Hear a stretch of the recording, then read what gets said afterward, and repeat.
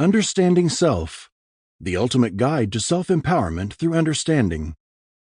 Written by Michael Shiva. Narrated by Christopher Miller. Introduction. We're often told this or that about ourselves, but within us is an entire world of knowledge and feeling. What is it like to feel sad? What does it mean to be lonely? Why do I get angry with my partner over seemingly nothing? It's a deep personal process to define oneself. But the more you know about yourself and your feelings that arise within you, the stronger your self-knowledge will become. And it's not just about what we experience.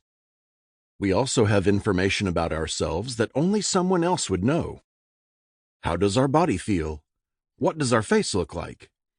What can other people say about us from their observations of us?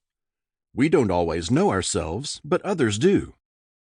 This article will explore how you can use what others experience and say to learn more about yourself. The goal is to be able to tell your own story, free of the biases of your mind and with honesty in your heart. This isn't easy, but you can truly learn to know yourself with the right attitude. Humans are very self-absorbed. We usually center everything around how we feel, and our actions affect others. But as far back as recorded history goes, man has been able to tune into himself and see what was going on in his brain. People have studied and practiced various forms of meditation for thousands of years to learn more about themselves and their world. But it wasn't until recently that research into the brain developed at a level where it could be useful in understanding ourselves.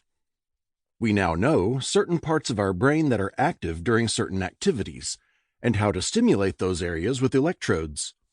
With this information, we can see the brain in action in real time and replicate it with experiments.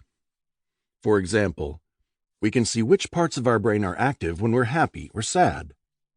This has led to a new field of science called neuroscience, studying the brain and nervous system. But even though neuroscience is considered a relatively new science, it provides an excellent way to understand ourselves at a fundamental level. Neuroscience has shown that our thoughts, emotions, and actions are heavily influenced by genetics and other factors such as our environment and experiences. And just like there is a genetic influence on our physical being, it is now known that psychological traits are influenced by genetics. It can be concluded, then, that we are a product of both nature and nurture, the way we were born and live. In short, neuroscience can be used to understand ourselves.